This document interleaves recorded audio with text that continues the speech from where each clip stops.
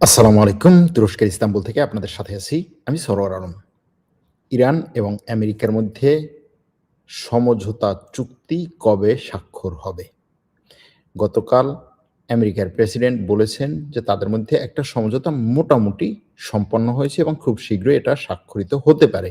এর পরপরই মার্কিন গণমাধ্যম বলেছিল যে চুক্তিটি কয়েক ঘন্টার মধ্যে স্বাক্ষর হবে। কোনো গণমাধ্যম বলেছিল ২৪ ঘন্টার মধ্যে। কোনো গণমাধ্যম বলেছিল শনিবার শেষ হলে রবিবারের মধ্যে এই চুক্তিটি স্বাক্ষর হবে। আজকে রবিবার প্রায় শেষ হয়ে যাচ্ছে। চুক্তিটি কখন স্বাক্ষর হবে?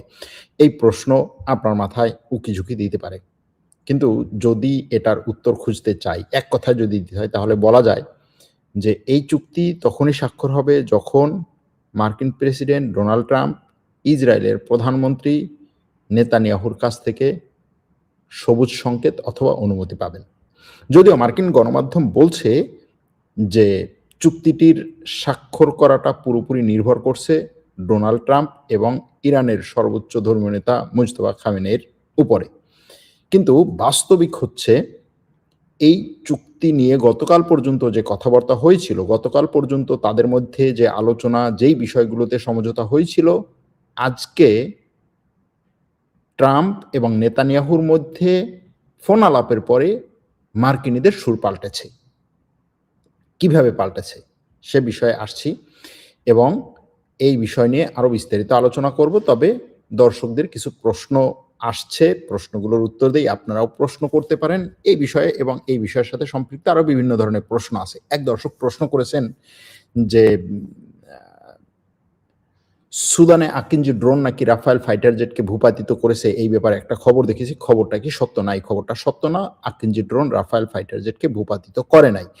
একটা ফুটেজ ছড়ানো হয়েছে যেখানে আসলে মূলত ড্রোনের সাথে ড্রোনের ডগ ফাইটের একটা ফুটেজ ছিল মে মাসের শুরুর দিকে। সেটাকে নতুন করে গতকাল এবং আজকে অনেক ব্যাপকভাবে ছড়িয়ে তারপরে খবর করা হচ্ছে যে তুরস্কের আকিঞ্জি ড্রোন একটা রাফাল ফাইটার জেট ভূপাতিত করেছে। কথাটি সত্য না।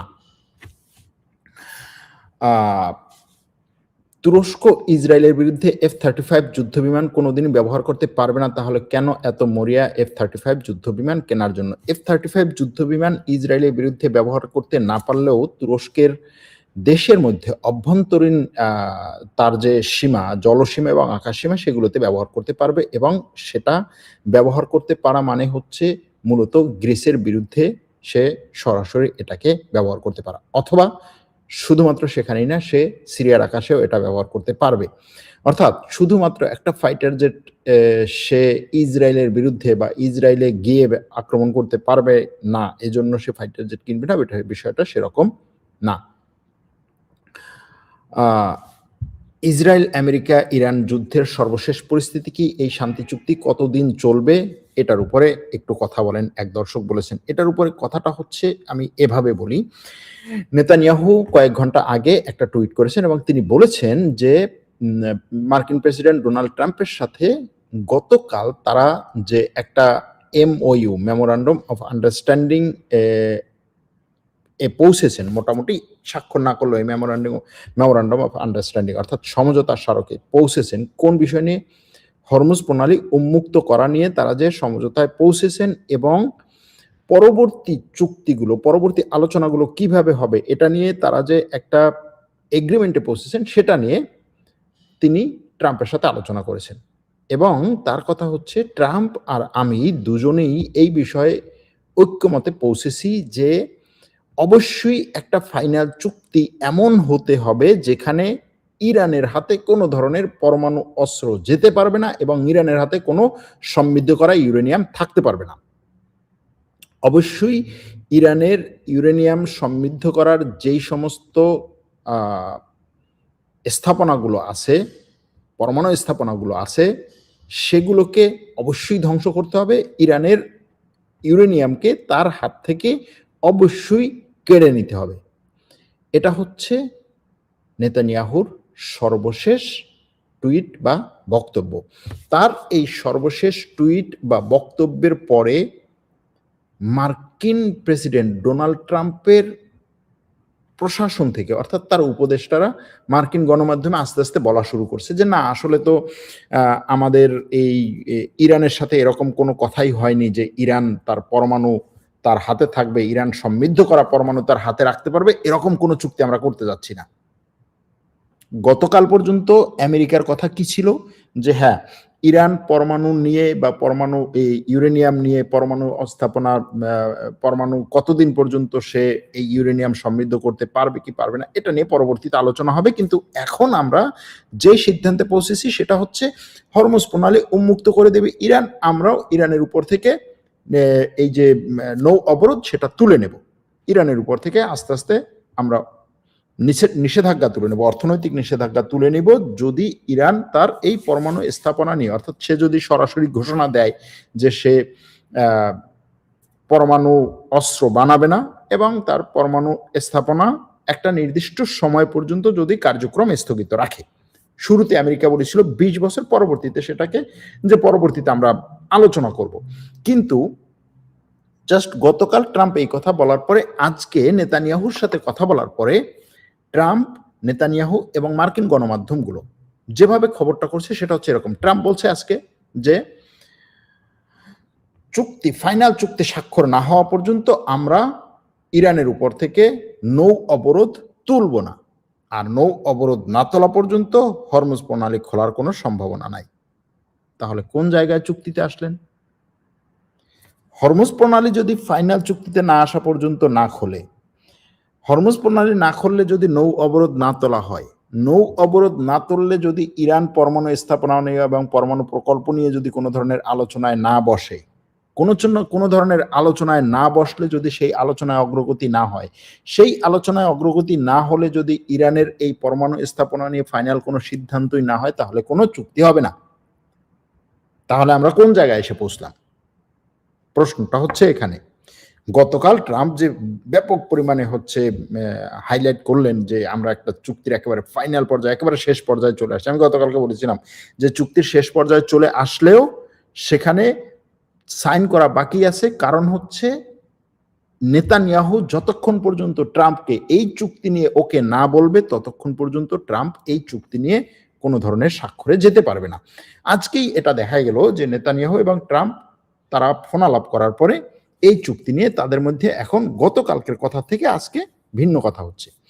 তো ট্রাম্পের উপদেষ্টা, প্রধান উপদেষ্টা যদি বলি, সে মার্কিন গণমাধ্যমে CBS news, new York Times, তারপর ফক্স নিউজ, এগুলোতে আজকে ফোন করে করে বলেছে যে দেখো এই তোমরা খবর প্রচার করে দাও যে আমরা এই জায়গায় ঐক্যমতে পৌঁছেছি যে ইরানের পরমাণুগুলো, ইরানের ইউরেনিয়ামগুলো, হাতে থাকা যে সমৃদ্ধ করা ইউরেনিয়াম আছে সেটা তার হাত থেকে অবশ্যই সরিয়ে নেওয়া হবে। কিন্তু কিভাবে সরিয়ে নেওয়া হবে এটা নিয়ে আমরা আলোচনা করতেছি।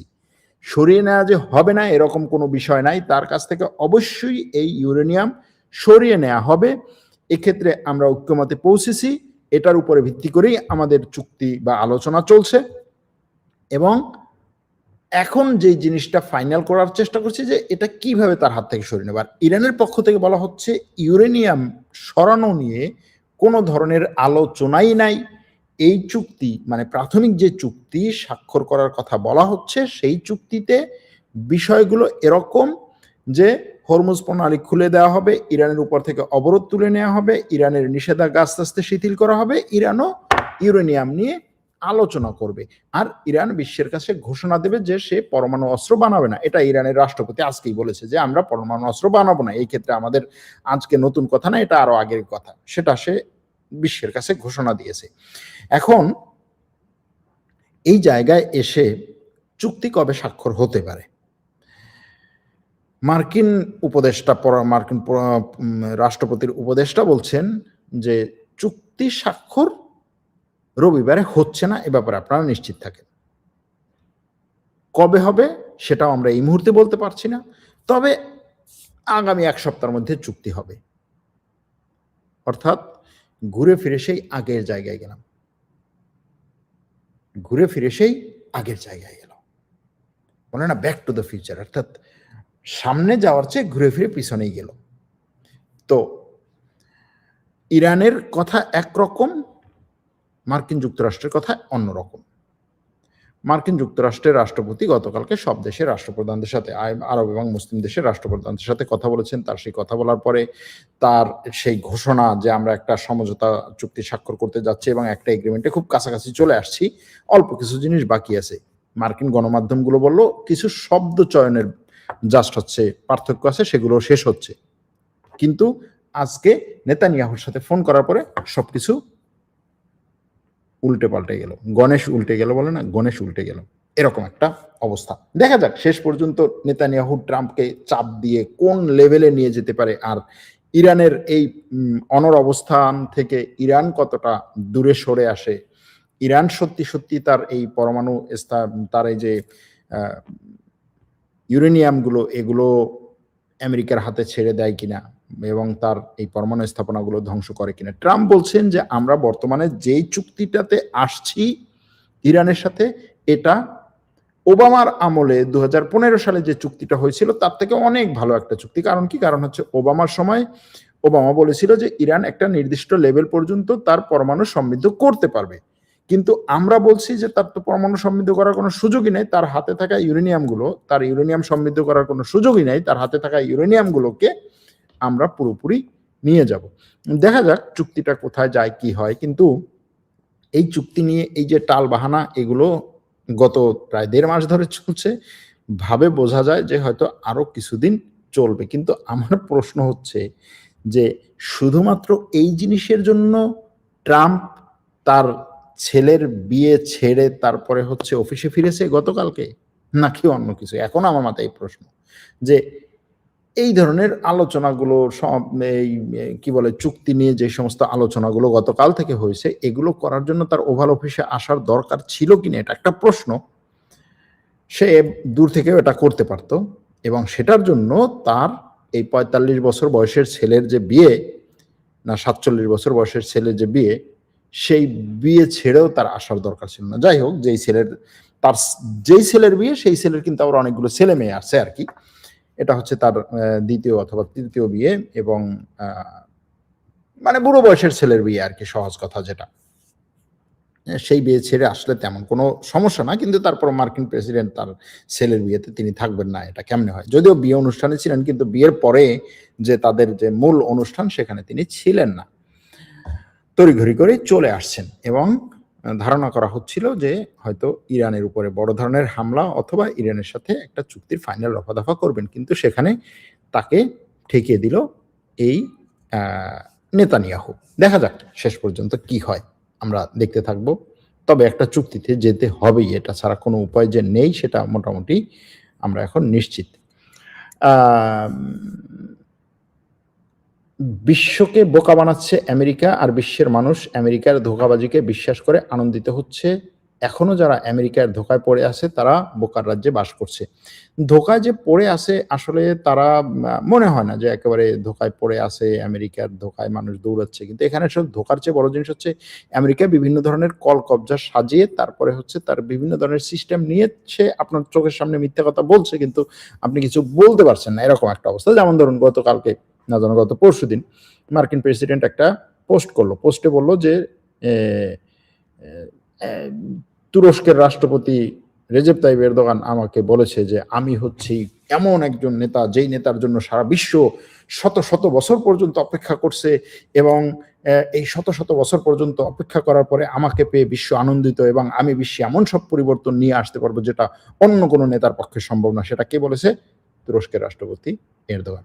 এটা শোনার পরে সবারই এরকম একটা প্রশ্ন বা এরকম একটা ধারণা হয়েছিল যে আসলেই কি এরদোগান এই ধরনের কথা তাকে বলবে বা বলতে পারে? হ্যাঁ, এরদোগান অনেক সময় বলে যে আমার বন্ধু ট্রাম্প, হ্যাঁ, তারপরে হচ্ছে ট্রাম্পে আমেরিকার জন্য গুরুত্বপূর্ণ, এই ধরনের কথাগুলো বলে। কিন্তু শত শত বছর বিশ্ব যেই নেতার জন্য অপেক্ষা করছে সেই নেতা আসছে, সেই মহীয়সী নেতা, এই টাইপের কথা এরদোগান বলবে এটা মনে হয় না। কিন্তু জিনিসটা হচ্ছে ট্রাম্প ওই পোস্টটা করার পরে তুরস্কের পক্ষ থেকে এরকম কোনো কিছু বলার সুযোগ নেই যে না আমরা এই কথা বলিনি বা এরদোগান এই কথা বলে নাই, এই ট্রাম্প তুমি এটা কি বলতেছো, এটাকে আমি হচ্ছে মিথ্যা প্রমাণিত করলাম বা মিথ্যা প্রতিপন্ন করলাম। এটাও এমন একটা পরিস্থিতি যে সে বলতে পারছে না। পরবর্তীতে যাই হোক হয়তো তুরস্ক ডিপ্লোম্যাটিক ওয়েতে এটাকে একটা সমাধানে নিয়ে এসছে এবং ট্রাম্প শেষ পর্যন্ত তার সেই পোস্টটাকে ডিলিট করে দিয়েছে।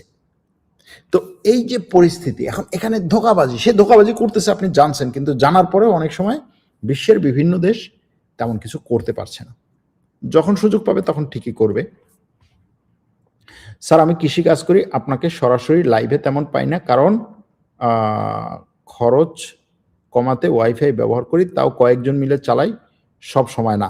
বেশিরভাগ সময় আপনার ভিডিও ডাউনলোড করে পরে সময় করে দেখি, তারপরেও আপনার খবর দেখি। আপনাকে অসংখ্য ধন্যবাদ। আপনি যদি সত্যি কৃষিকাজ করে থাকেন এবং আমার লাইভ দেখে থাকেন, আবার আপনি যেভাবে বলছেন যে কয়েকজনে ওয়াইফাই ব্যবহার করে তারপরে আমার লাইভ দেখেন, আপনাদেরকে অসংখ্য ধন্যবাদ। স্বাভাবিকভাবেই হচ্ছে বাংলাদেশের খুব সাধারণ মানুষ আমার লাইভ খুব কম দেখে।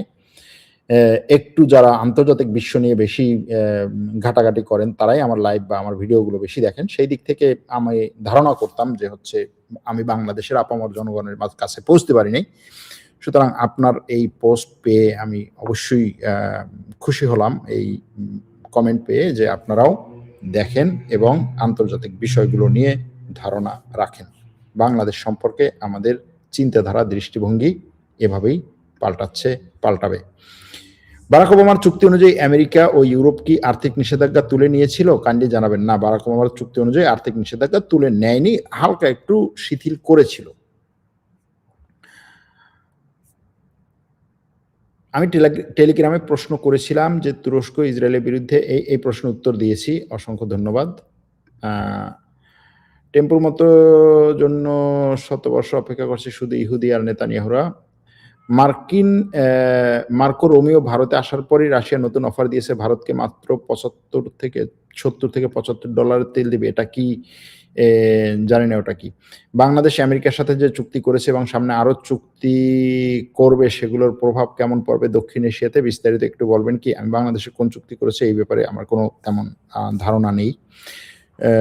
আমেরিকাকে বিশ্বাস করা যায় না, আমি এসব চুক্তিতে তেমন আগ্রহী নই, এরকম কথাও বলেছেন অনেক দর্শক। যাই হোক, পাকিস্তানের সামরিক শক্তি নিয়ে একটু কিছু বলবেন। এক দর্শক বলেছেন তুরস্ক নিয়ে বলবেন, এসব নাটক নিয়ে লাইভ আর ভালো লাগে না। আসলে আমারও ভালো লাগে না এসব নাটক নিয়ে লাইভ। কিন্তু মানুষ জানতে চায় কি হচ্ছে, চুক্তি হলো, চুক্তি কোথায় গেল, চুক্তি আবার কবে হবে, এই ধরনের বিষয়গুলো মানুষ জানতে চায়।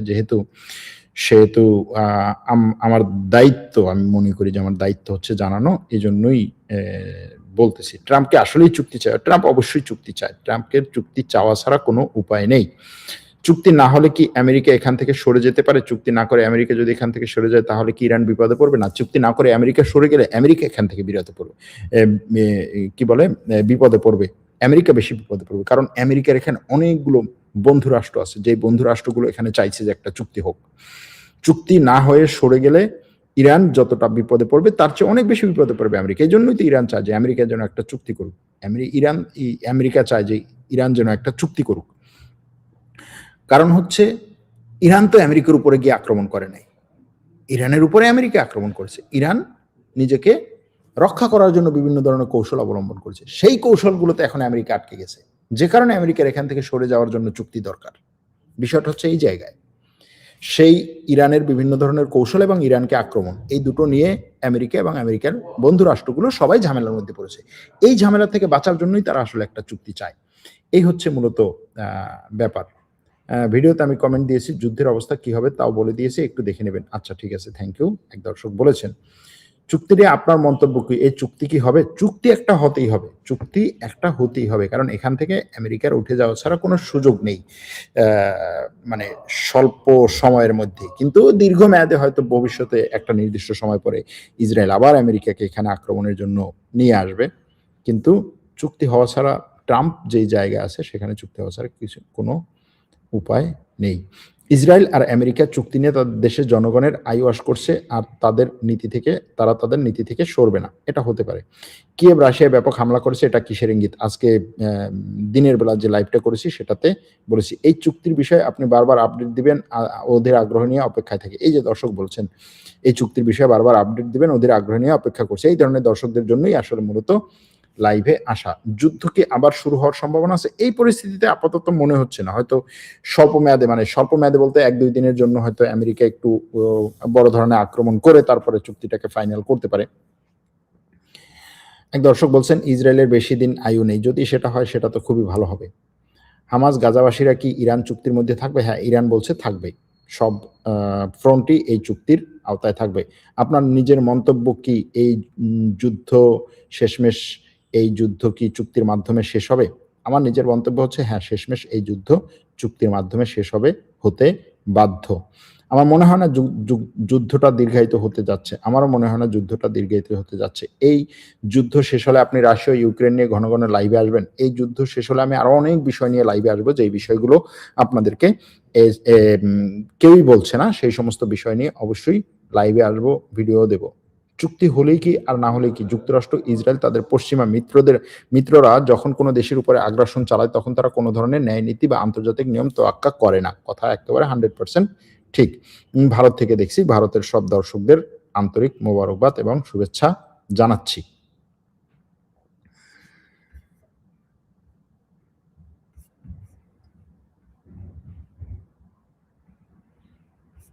এক দর্শক বলছেন, আমেরিকাকে বিশ্বাস করাই তো কঠিন। এখানে কিভাবে আমেরিকাকে অন্যরা বিশ্বাস করে? আমেরিকা চুক্তি করতে অবশেষে রাজি হবে। পৃথিবীর এমন কোনো শক্তি নেই যে ইরানের মাটি দখল করবে। মার্কিনিরা ইরানকে আক্রমণ করে ফেঁসে গেছে, বলছেন এক দর্শক। ভাই, চীন এবং রাশিয়া ইরান এবং আমেরিকার যুদ্ধে কি স্বার্থ হাসিল করতে পারবে? অনেকটাই স্বার্থ হাসিল করেছে বলা যায়। ইরান কি সিরিয়ার সাথে সম্পর্ক স্থাপন করতে পারবে? না, এই পরিস্থিতিতে ইরান সিরিয়ার সাথে ভালো ধরনের সম্পর্ক স্থাপন করতে পারবে না। কান ফাইটার জেটের ইঞ্জিনের আপডেট কি? জানাবো ইঞ্জিনের আপডেট। এক দর্শক বলছেন, আপনার কথা শোনার জন্য অপেক্ষায় থাকি। আমিও আপনাদের সাথে কথা বলার জন্য অপেক্ষায় থাকি। এখানেই রাখলাম। ভালো থাকবেন, সুস্থ থাকবেন। আল্লাহ হাফেজ।